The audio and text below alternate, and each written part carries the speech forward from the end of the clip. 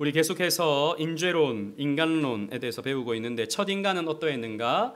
그리고 타락한 인간은 어떠한 존재인가? 그리고 구속받은 인간은 어떤 상태에 있는가에 대해서 같이 살펴보고 있습니다.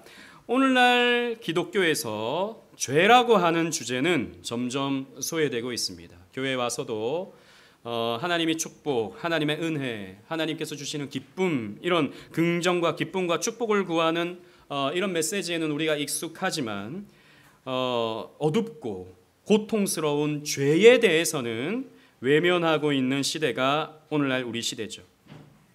그러나 여러분 생각해 보십시오. 죄를 알지 못하면 결코 회개도 알지 못합니다. 죄를 알아야 회개를 하죠.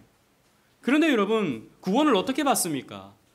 회개하는 과정을 통해서 받습니다. 그런데 죄를 가르쳐 주지 않으면 회개가 필요가 없죠. 죄를 가르쳐 주지 않으면 은혜도 필요가 없습니다. 자격 없는 나에게, 죄인인 나에게 어떻게 이런 사랑이 베풀어지는가 생각하지 못하는 것이죠. 죄를 알지 못하면 구원도 필요가 없습니다. 예수는 어떤 존재입니까? 죄를 알지 못하면 예수는 나를 조금 더 업그레이드 시켜주는 존재가 되는 겁니다. 나를 구원해주는 존재가 아니라 나를 조금 더 긍정적으로 살게 만들어주는 존재가 되는 것이죠. 구원도 없습니다. 따라서 죄를 분명히 이해하고 직시할 줄 알아야 돼요. 죄가 무엇인지, 내가 왜 죄인인지, 내 삶의 죄가 어떻게 나타나는지, 이 부분에 대해서 우리가 생각해 볼 줄 알아야 되는 것이죠. 자, 첫 번째 죄의 본질적 특성에 대해서 함께 생각해 보겠습니다. 죄는 뭐냐? 죄는요, 악의 구체적인 형식입니다. 이게 무슨 말이냐? 차츰차츰 살펴볼게요. 먼저 모든 악이 다 죄는 아닙니다. 모든 악이 다 죄는 아니에요. 여러분 죄와 악을 구별할 필요가 있습니다.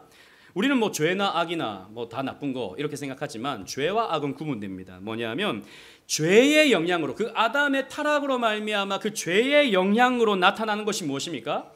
부패, 불의, 불행, 뭐 이런 여러 가지 참상들, 이런 것들이 나타나는 것이죠. 이걸 우리는 악이다, 이걸 우리는 피해야 할 악이다라고 보는 것입니다. 즉 천재지변, 질병, 재앙, 사고, 기근, 전쟁, 사망, 이런 것들은 죄의 결과로서 나타나는 악이지만 이 모든 것이 악은 아니에요. 여러분 질병에 걸린 것이 악입니까?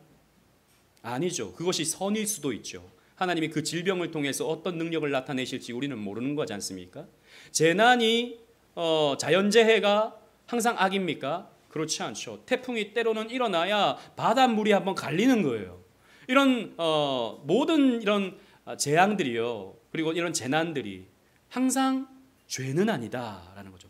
우리가 질병 걸리는 것도 죄 때문이 아니라는 것이죠.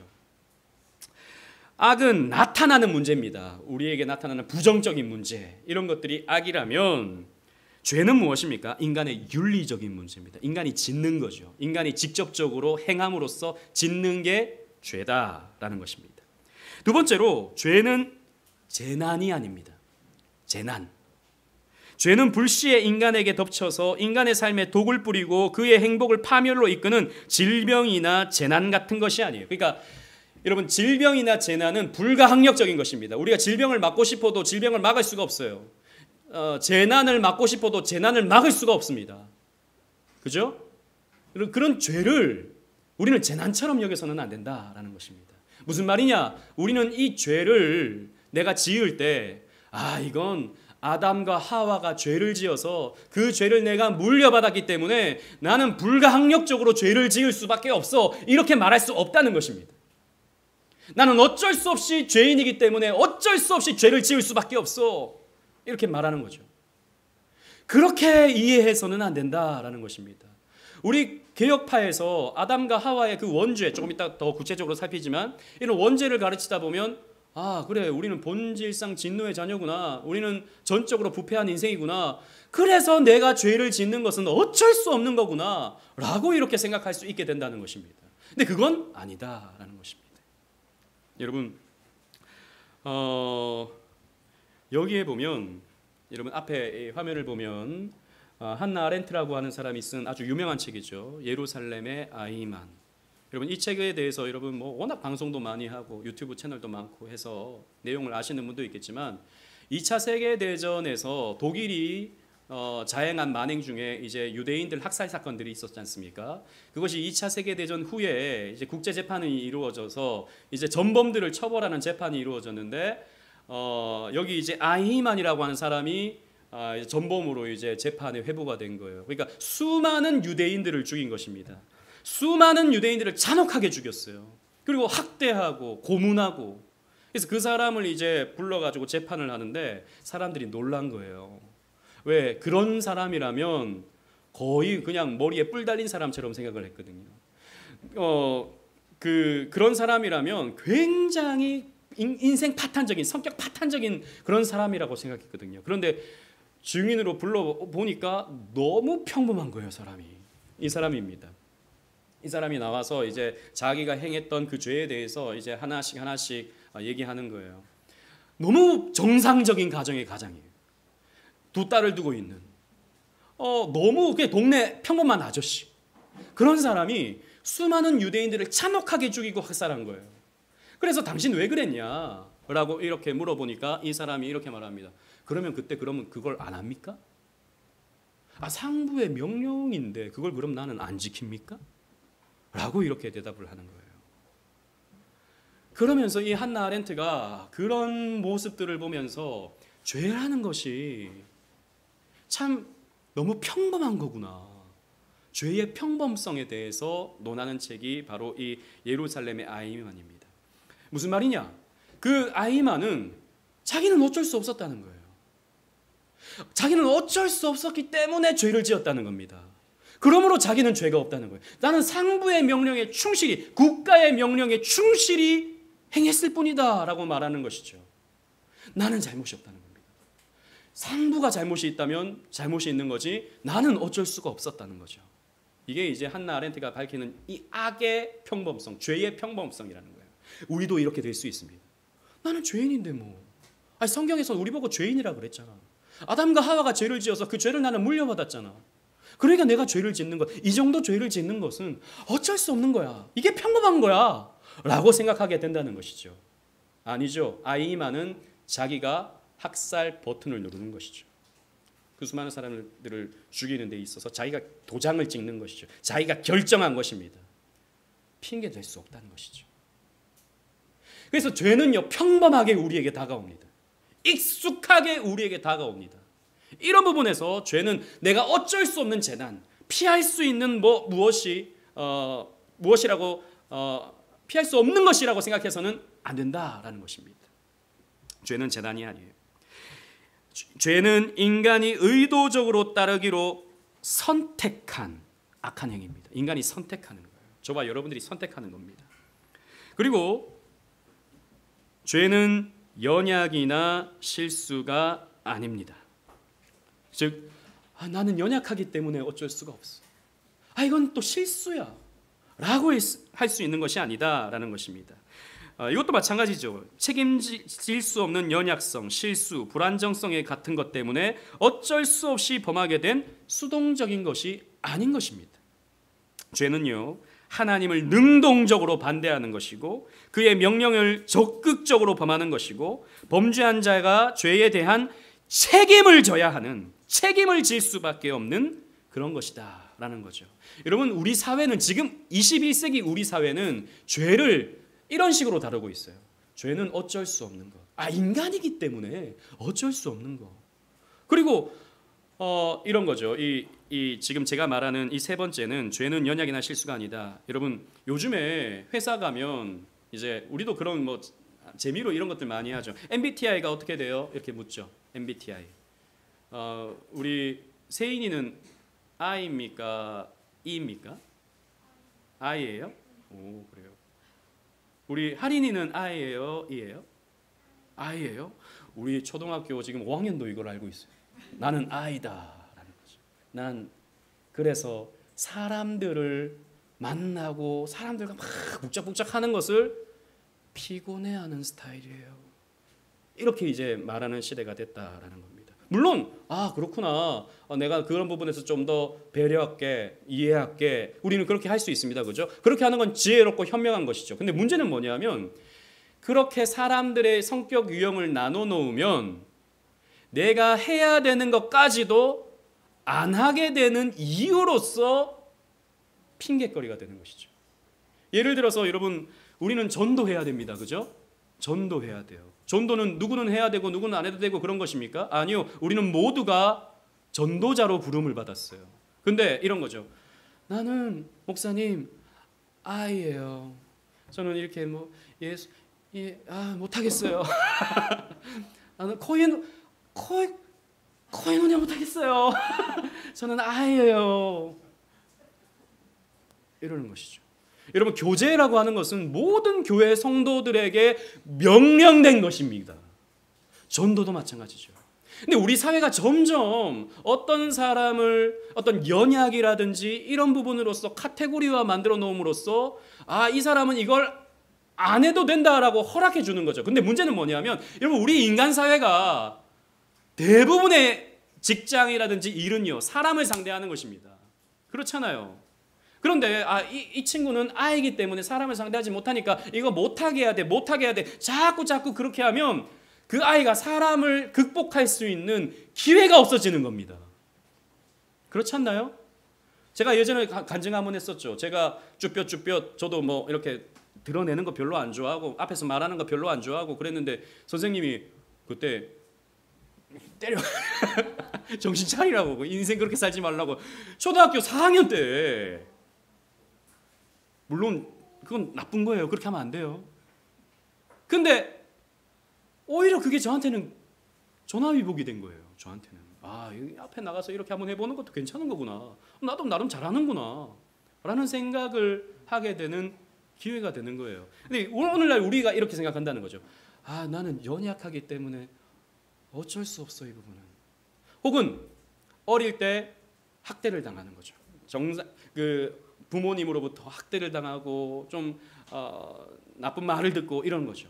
그런 사람들이 나중에 죄를 짓는 겁니다. 죄를 지으면서 뭐라고 말하느냐? 나는 어릴 때 받은 상처가 있어요. 그래서 어쩔 수가 없어요. 나는 이런 성격이 막 분출이 됩니다. 우리 사회는 이걸 용인해 주자고 자꾸 말하잖아요. 이해해 주자고 말하잖아요. 우리 사회가. 물론 이해를 하죠. 그분도 참 그런 불쌍한 시절이 있었구나라고 생각은 하지만 죄는 죄라고요. 그래서 그런 파탄적인 행동들이 나와서는 안 된다고요. 그걸 합리화해서는 안 되는 것입니다. 그런데 오늘 우리 사회는 자꾸 그런 것들을 장려하고 이해하자라고 말하면서 그걸 정당화해버리는 거죠. 저 사람은 그런 이유가 있어. 저렇게 하는 거는 이유가 있어. 이해해주자. 이렇게 넘어가는 거죠. 아니요. 죄는 죄다라는 것입니다. 그래서 죄에 대해서는요, 책임을 져야 됩니다. 죄는 죄책을 가지고 오는 거예요. 죄는 무엇입니까? 결과적으로 인간의 악한 선택이다라는 겁니다. 죄는 자유로운 그러나 고의적이고 악한 선택으로 이루어지는 거예요. 그러므로 모든 죄는 악 중에 악이며 인간 스스로가 책임져야 하는 윤리적인 악입니다. 로마서 1장 21절 우리 시우가 제모져 들었어요. 우리 시우 한번 읽어봅시다. 시우는 손부터 들고 보는 거예요. 그 다음에 어디 있는지. 아주 훌륭한 적극적인 친구입니다. 자, 로마서 1장 21절.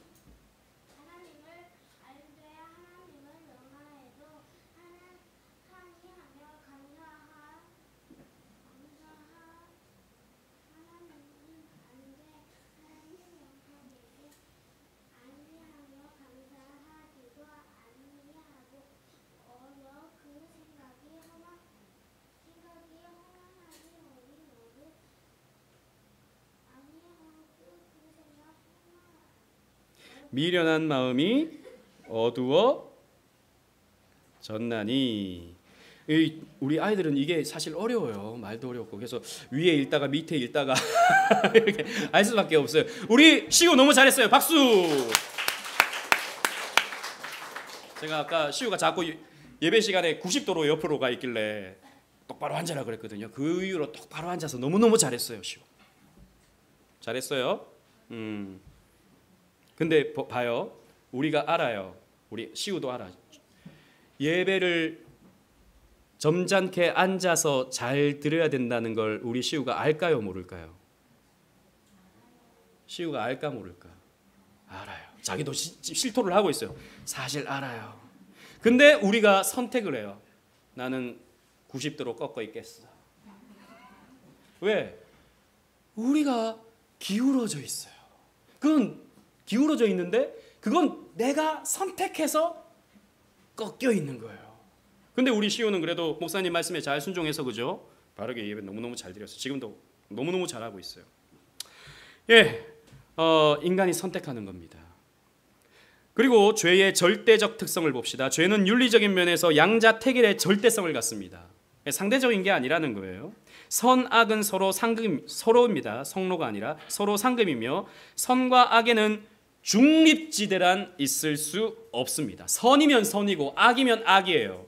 그러니까 중간 어느 정도. 그러니까 선인이면 선인이고 악인이면 악인이지, 의인이면 의인이고 악인이면 악인이지, 중간에 어느 정도의 위치에 있는 그런 존재는 없다라는 것입니다. 이거는 굉장히 비상식적이에요.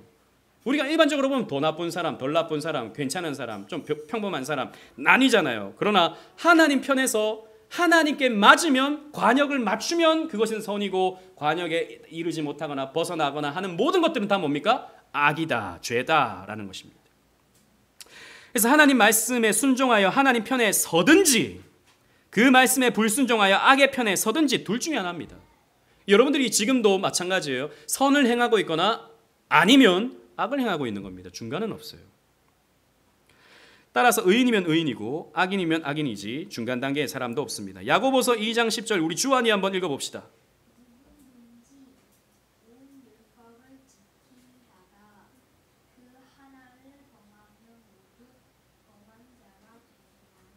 아멘. 자 보세요. 우리 주안이도 예배 시간에 중간에 화장실 가거나 물 마시러 가거나 하면 될까요, 안 될까요? 그걸 알아요, 몰라요? 참 너무 당당해 지금. 안 돼요. 근데 왠지 집중하기가 싫을 때가 있어요. 왠지 목이 일부러 더 마른 것 같아. 그리고 쉬가 조금 더 마려운 것 같아. 알지만 에라 모르겠다, 난 가겠다. 가는 거죠. 누가 선택하는 거예요? 맞아요. 자기래요, 자기. 우리 주안이도 합니다. 그죠? 자, 근데 보세요. 하나님 앞에 온전히 예배해야 되는데 열심히 하다가 중간에 하나 잘못하면 어떻게 된다고요? 다 아닌 게 된다는 거죠. 그런 면에서 저와 여러분들은 다 뭐예요? 죄인들이에요. 완벽하지 못해요. 그런데 이게 뭘 말하느냐? 우리는 그래서 의인이냐 선인이냐, 의를 행하느냐 악을 행하느냐, 이런 부분에서 우리는 실패한다라는 것입니다. 그런 면에서 우리는 본질적으로 어느 정도 상대적으로는 선한 것처럼 느껴지지만 우리 꽤 괜찮잖아요. 꽤 착하잖아요. 근데 하나님 편에서 볼 때 우리는 어떤 존재입니까? 죄인이다라는 것입니다. 하지만 로마 가톨릭 교회는 죄를 상대적으로 보죠. 그래서 악에서 선으로 옮겨가는 과정을 구원이라고 봅니다. 그러니까 완전 악한 마귀적인 상태에서 점점 거룩해져가는 단계를 구원이라고 보죠. 우리는 그렇지 않습니다. 점점 막 게이지가 올라갔다가 나왔다가 하는 게 아니라 완전히 우리의 신분이 죄인에서 의인으로 한순간 바뀌어버리는 것이죠. 주님께서 주시는 거듭남의 은총을 통해서. 그래서 가톨릭의 어떤 선악의 개념과 우리 기독교의 선악의 개념은 다릅니다. 그래서 이런 가톨릭에서는요, 그런 개념으로 인해서 연옥설을 만들어놨어요. 이게 사실 여러분 훨씬 더 합리적입니다. 현실적이에요. 이렇게 얘기하면, 가톨릭적으로 얘기하면 사람들이 받아들이기가 훨씬 쉽습니다. 우리가 완전하지 않기 때문에, 어느 정도 착하기 때문에 우리는 천국에 갈 수 없고 연옥에 가는 거다. 이렇게 말하면 그렇군요.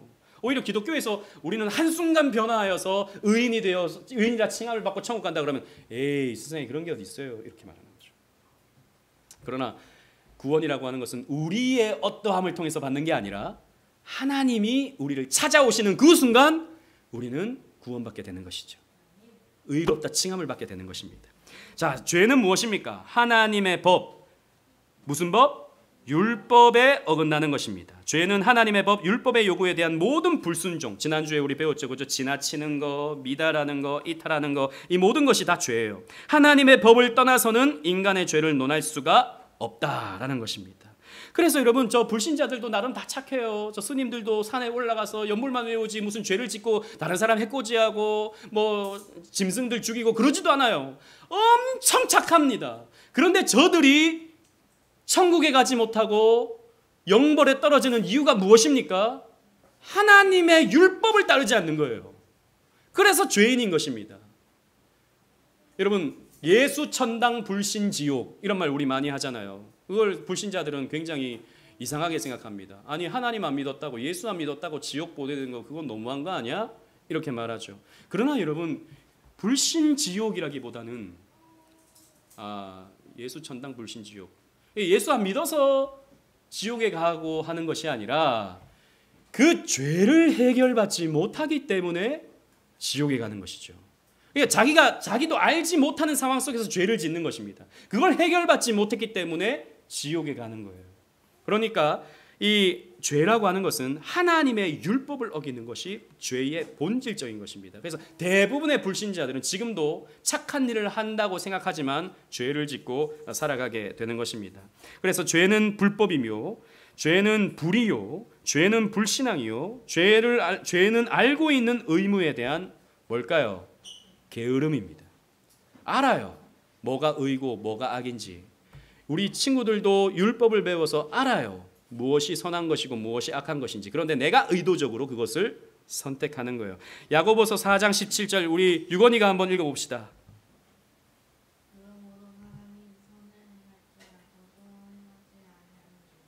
자, 보십시오. 선을 행할 줄 알지만, 선이 무엇인지 알지만 행하지 아니하면 무엇입니까? 죄다라는 것입니다. 자, 그러면 가장 중심적인 율법의 요구는 무엇이겠습니까? 하나님, 율법의 최고는 하나님 무엇입니까? 사랑입니다. 그죠? 하나님을 사랑하는 것입니다. 죄는 무엇입니까? 그러면 그 반대죠. 하나님과 분리되고 하나님과 반대되는 것이며, 하나님을 즐거워하지 않는 것, 하나님을 미워하는 것. 이것을 말과 생각과 행동을 통해 끊임없이 우리 인간은요, 죄를 범하고 있어요. 행동만이 아니라 마음으로도요. 그리고 이 죄는 죄책과 오염을 내포하고 있습니다. 모든 인간은 아담 안에서 죄를 전가받았기 때문에 누구나 부패한 죄성을 갖고 태어납니다. 그래서 우리는 다 죄성이 있어요. 죄성. 그러므로 인간은 모두가 죄에 대한 책임이 있으며 죄의 삭신 사망을 감당해야 하는 그런 운명에 처해져 있습니다. 오염이란 죄의 성질로 말미암아 심령이 부패하게 되어서 어리석고 무지한 상태가 되는 도덕적 오염이라고 할 수 있어요. 우리 유은이가 에베소서 5장 3절 한번 읽어보겠습니다.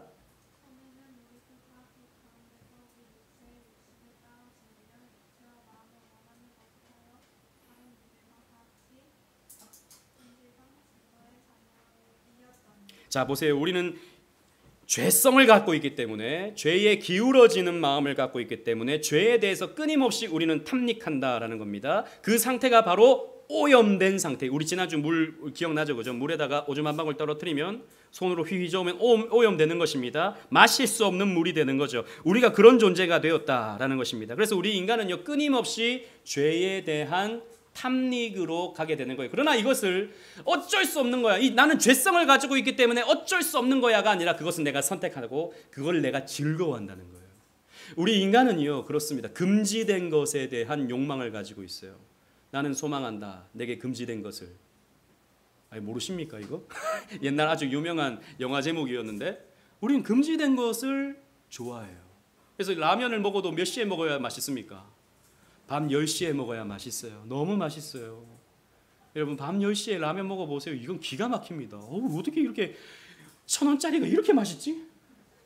그런데 오전에 한번 먹어보세요. 11시에. 너무 짜요. 저는 맛있어요.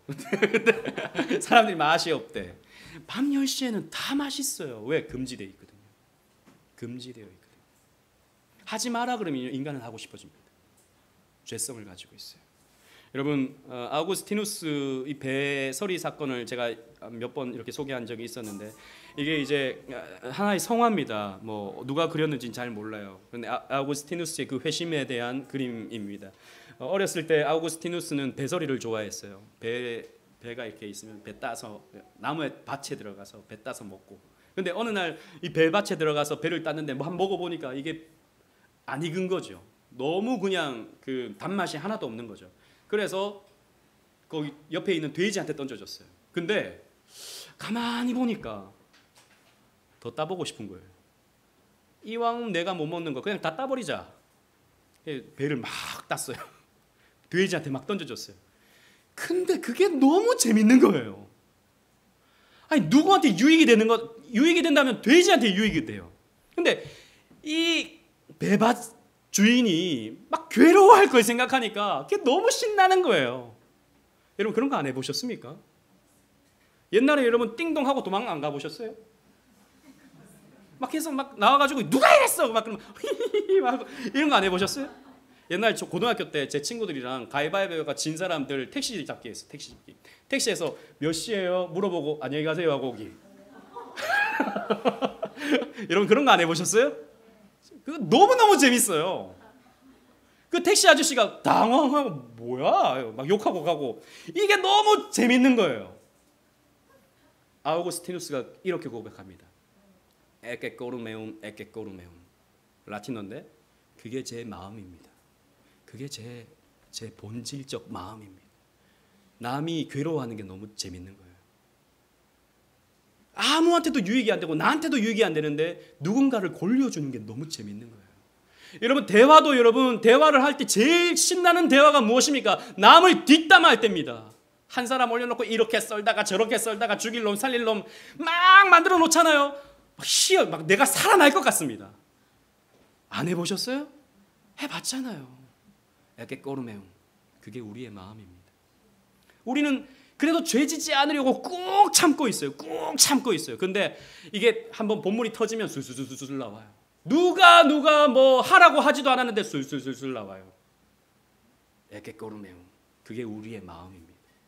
죄성을 가진 오염된 우리의 상태다라는 것이죠. 그래서 우리는 어떤 자녀입니까? 본질상 진노의 자녀다라는 것입니다.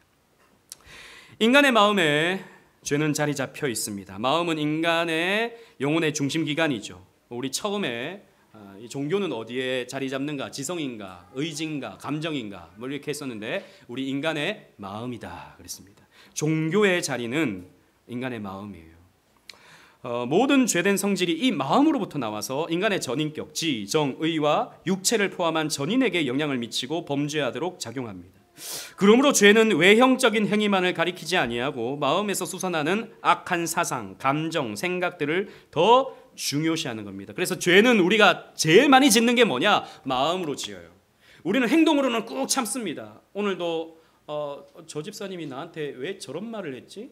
한데 내가 그러면 되갚아 줄까? 하다가 꾹 참았어요. 잘한 거예요. 정말 잘한 거예요.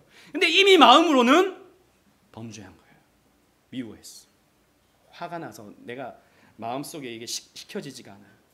이게 여러분 인간의 마음이 죄 짓는 가장 근본적인 발로다라는 것이죠. 그래서 이 마음에 자리 잡은 죄는 이미 구원받은 인간이라도 완전히 영화에 이르기까지 여전히 남아 있어요. 그러니까 우리가 완전히 우리의 몸이 구속되기 이전까지는 여전히 이 죄성이 우리에게 남아 있습니다. 그래서 우리는 여전히 죄를 짓고 살아가요. 예레미야 17장 9절 말씀 우리 할인이가 한번 읽어봅시다.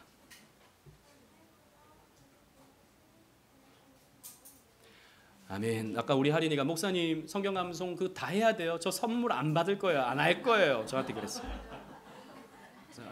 몇 절만 해봐. 제가 그랬어요. 근데 그 생각이 어디에서 나왔죠? 할인이의 마음에서. 우리 할인이가 제 얼굴 보면 너무 이쁘고 너무 천사 같고 앞으로 정말 많은 사랑을 받을 것 같아요. 우리 할인이는. 그러나 저는 알아요. 우리 할인이는 죄인이에요. 할인아 목사님 한번 봐봐. 죄인이야. 하나님 은혜가 필요한 죄인이에요. 하나님의 말씀을 가까이 하기 싫어. 제가 유건이 성경 암송시키려고 어제도 교회 와가지고 계속 게임하길래 성경 암송 좀 해봐. 그러니까 잠깐 1분 외우다가 1분 하다가 그러면서 뭐라는지 아세요? 어른들은 하지도 않으면서 왜 애들한테만 이런 거 강요하냐고. 제가 그래가지고 할 말이 없다. 목사님도 죄인이다. 니들을 시키는 게 제일 편해. 그렇잖아요. SFC를 시키겠습니까? 그럼 교회 안 나온다 그러거든요. 쟤들은. 집사님들 시키면 뭐 시험 들어가지고 또 뭐. 제일 만만하니까 유건아 네가 해. 그러는 거죠. 근데 우리가 하나님 말씀을 암송하는 거. 다른 영어 단어 학교에서 영어 발표하거든요. 그거는 막 술술술 해요. 왜? 안 하면 부끄러우니까. 안 하면 또 안 되니까. 근데 하나님 말씀은 1분 하다가 우리 한번 생각해 봐야 된다는 거죠. 우리가 죄인이에요. 죄의 구분을 봅시다. 죄는 크게 원죄와 자범죄로 구분됩니다. 웨스트민스터 신앙고백서 6장 4항은 다음과 같이 설명합니다. 글씨가 작으니까 우리 지훈 청년이 한번 읽어봅시다. 본래의 부패로 말미암아 우리는 모든 선에 대하여 전적으로 실증이 나고 무능해지고 반대하게 되었으며 악으로 완전히 기울어지게 되어 모든 자범죄가 나온다. 자, 여기에서는 원죄와 자범죄가 구분됩니다. 본래의 부패로 말미암아 이게 무엇입니까? 원죄예요. 그 원죄로 인해서 우리는 선에 대해서 전적으로 실증이 나요. 선에 대해서 우리 실증을 냅니다. 무능해집니다. 반대하게 되었어요. 악으로 완전히 기울어지게 되었어요. 그로 인해서 무엇이 나옵니까? 자범죄가 나옵니다. 자, 넘어가서 자, 원죄를 봅시다. 아담이 지은 죄로 인해서 모든 인류가 모태에서부터 죄를 가지고 태어나고 죄를 짓고자 하는 성향을 갖는 것이 원죄예요. 시편 51편 5절 우리 세희 청년이 한번 읽어봅시다. 내가 죄악 중에서 출생하였으며 어머니가 죄 중에서 나를 잉태하였다. 자, 보십시오. 이 원죄가 뱃속에 있는 아기에서부터 있더라라는 것입니다. 그래서 지난주에 말씀드렸지만 우리 유하도 죄인이다라는 거죠. 모두가 죄인입니다. 그래서 이 원죄는 죄책과 오염 이 두 가지를 두 가지로 구성됩니다. 이 원죄로 말미암아 인간은 전적으로 부패한 존재가 되었으며 전적으로 선을 행하는 데 있어서 즉 하나님과 관계하는 데 있어서 무능한 존재가 되었습니다. 원죄는 모든 자범죄의 원인이에요. 자, 두 번째 자범죄가 있습니다. 자범죄는 뭐냐? 원죄의 영향을 받아서 인간 스스로가 고의적으로 혹은 적극적으로 짓는 범죄 행위입니다. 즉 우리는 죄성을 가지고 있는 원죄를 가지고 있는데 그 원죄로 인해서 누가 선택해요? 내가. 누가 적극적으로 해요? 내가. 하나님이 죄 짓도록 만들어 주시는 게 아닙니다. 하나님이 죄 짓도록 우리를 푸시하는 게 아닙니다. 죄는 내가 짓는 거예요. 원죄는 하나이지만 자범죄는 여러 가지 종류가 있습니다. 그 종류에 따라서 죄책의 크기도 달라요. 그래서 여러분 큰 죄가 있고 작은 죄가 있죠. 대죄가 있고 소죄가 있습니다. 물론 하나님 앞에서 다 같은 죄이지만 여러분 사람을 죽이는 것하고 거짓말하는 것하고는 조금 다르죠. 그죠? 죄책이 다르다라는 것입니다. 인간이 고의로 짓는 죄는 실수로 짓는 과실죄보다 죄책이 크죠. 알고 짓는 죄는 더 큰 죄책을 가져온다라는 겁니다. 물론 우리는 모르고 짓는 죄들도 있어요. 그것도 죄예요. 하지만 알고 짓는 죄는 더 큰 죄책을 가져온다. 민수기 35장 11절 우리 세인이가 한번 읽어봅시다. 우리 세인이 아인데 또 시켜서 미안합니다. 자,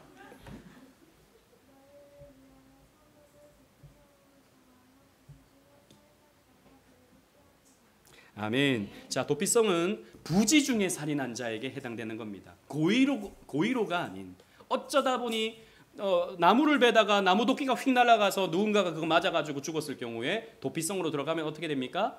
산다라는 거죠. 그리고 대제사장이 죽으면 해방된다라는 것입니다. 이런 경우에는 벌이 가벼운 거죠. 하지만 고의로 사람을 죽였을 때는 어떻게 됩니까? 그 사람도 죽여야 되는 겁니다. 똑같은 방식으로 죽이는 것이죠. 자범죄는 직접 행동으로 짓는 외형적 범죄, 사기, 도둑질, 살인, 간음 뭐 이런 것뿐만 아니라 마음 속에서 이루어지는 내면적인 범죄, 악한 계획이라든지 저놈 저거 내가 한번 혼내줄까 하는 이런 마음들, 의심, 교만, 질투, 증오, 탐욕, 음욕 이런 것까지도 다 포함이 된다라는 것입니다. 자범죄 중에서 용서받을 수 없는 죄는 어떤 죄입니까? 성령을 회방하는 죄입니다. 이는 그리스도를 통해서 나타내신 하나님의 은혜에 대해서 성령의 증거를 받아 알면서도 의식적으로 반대하고 악의를 가지고 고의적으로 거부하고 증오심으로 사로잡혀서 성령의 역사를 어둠의 권세 잡은 자의 일로 돌리는 악한 행위를 말합니다. 말이 긴데 쉽게 말해서 뭐냐? 하나님을 인정하지 않는 겁니다. 예수 그리스도를 나쁜 존재로 여기는 거예요. 즉 사탄과 같은 존재로. 그래서 그리스도를 사탄으로 여기는 죄가 이런 성령 회방죄가 됩니다. 성령님이 어떤 역사를 나타내십니까? 성령님은 우리에게 믿음을 주시죠. 믿게 하시고 깨닫게 하시고 순종하도록 이끄시는 분이 성령 하나님이십니다. 그런데 완전히 그것을 반대하는 것. 그러니까 순종하는 데 있어서 부족한 것은 여러분 그것도 죄지만 그러나 완전히 이것을 거부하고 반대하는 것. 이게 성령 회방죄입니다. 한마디로 말하면 불신이에요. 불신.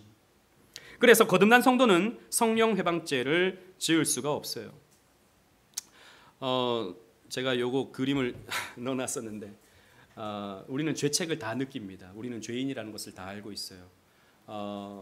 이 드라마 여러분 보셨죠? 이 그림이 좀 깨졌는데 나의 아저씨라는 제가 예전에 한번 소개해드렸던 드라마입니다. 이 드라마는 굉장히 복음적이에요. 여기에서 주인공은 이지안이라는 젊은 여성입니다. 이 자매는 어릴 때 이제 아버지가 아버지인가요? 뭐 누군가요? 그래서 빚을 잔뜩 지고 빚쟁이에게 시달리면서 고통을 당했었어요. 그러다가 이제 이 자매가 어릴 때 그 빚쟁이를 죽여버립니다. 할머니를 때려가지고 죽여버려요. 칼로 찔러서. 그래서 오랫동안 감옥에 있다가 나와서 살아요. 죄책감을 가지고 있어요. 그래서 늘 어떤 생각을 가지고 있느냐? 내가 어떤 사람인지 알면 나를 칭찬할 수 없을 거야. 내가 어떤 사람인 줄 알면 나를 사랑할 수 없을 거야. 라고 하는 생각을 가지고 있는 죄책감에 시달리고 있는 여인으로서 이 주인공이 나옵니다. 이 드라마를 보면 그래서 굉장히 공감이 돼요. 그래서 외롭고 다른 사람을 상대하기 힘들고 늘 자신의 삶이 어둡고 이런 모습으로 갑니다. 그러다가 이 청년이 아저씨를 만나죠. 어떤 아저씨를 만납니다. 그 아저씨는 이 청년에게 나도 그런 상황이면 나도 그렇게 했을 거다라고 이해해 줍니다. 그리고 너는 참 괜찮은 사람이라고 말해줘요.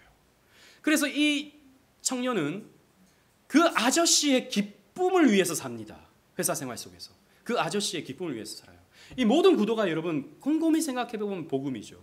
죄책을 가지고 있는 인간이 그런 자격 없는 자신에게 찾아와서 친절을 베풀어주고 나도 그랬을 거라고 말해주고 괜찮은 사람이라고 말해주고 편이 되어주고 그럼을 통해서 그 아저씨의 기쁨을 위해서 자기가 뭔가를 하는 거예요. 그 아저씨가 누굽니까? 우리에게 있어서는 예수님이시죠. 예수님이 나의 아저씨예요. 그래서 그런 구도로 이 드라마를 보면 굉장히 복음적이다라는 거죠. 우리는 다 이런 죄책을 가지고 있어요. 그래서 알게 모르게 우리는요. 그래서 이런 죄책이 우리의 삶에서 막 튀어나옵니다. 아이를 키우는 분들은 그걸 알 수 있을 거예요. 때로는 아이가 막 엉엉 웁니다. 엉엉 울어서 근데 부모님이 왜 우는지 몰라요. 그래서 병원에 막 데리고 갑니다. 어머님 이 아이는 뭐 이것 때문이에요. 괜찮아요. 근데 엄마는요 그걸 보고 내가 그걸 몰랐구나. 미안해 막 그럽니다. 그죠? 왜 미안하죠? 사실 하나도 안 미안한 거예요. 그거는 괜찮은 거예요. 근데 괜히 나 때문인 것 같아. 괜히 우리 가족에서 지금 막 뭔가가 틀어지고 싸움이 일어나고 그러면요 괜히 그게 내 때문인 것 같아. 내가 뭔가를 잘못한 것 같아. 그래서 우리 집은 좀 이런 게 문제야 라고 하면 그게 왠지 나 때문인 것 같아. 그래서 너 왜 그런 말 해? 그런 말 하지 마. 짜증나. 막 그래요. 괜히 나 때문인 것 같아서 찔려가지고. 우리는요 알게 모르게 이런 다 죄책을 가지고 있는 거예요. 그런 죄책으로 인해서 우리는 자범죄를 짓고 살아간다라는 것입니다. 그리고 성령 해방죄에 대해서 제가 재미있는 그림 가지고 왔는데 여러분 가끔씩 이 성령 해방죄를 은사 운동을 방해하는 사람들이 짓는 죄다. 그러니까 성령께서 막 이렇게 역사하시는데 예를 들어서 성령 받으라 후 막 이렇게 한다고요. 이런 데 가보셨습니까? 성령 받으라 후 막 이런다고요. 그러면 아멘 아멘 그 받으려고 아멘 막 그럽니다. 근데 이런 걸 보고 사이비 사기꾼 이러잖아요. 그러면 그 성령 해방죄 성령께서 막 역사하시는데 성령 해방죄를 짓고 있다고. 그건 성령 해방죄가 아닙니다. 사기꾼들이 하는 짓이에요. 그런 것들은. 여러분 성령 해방죄는 다시 말하지만 예수님을 거절하는 죄입니다. 마태복음 23장 31절 우리 예하가 한번 읽어봅시다.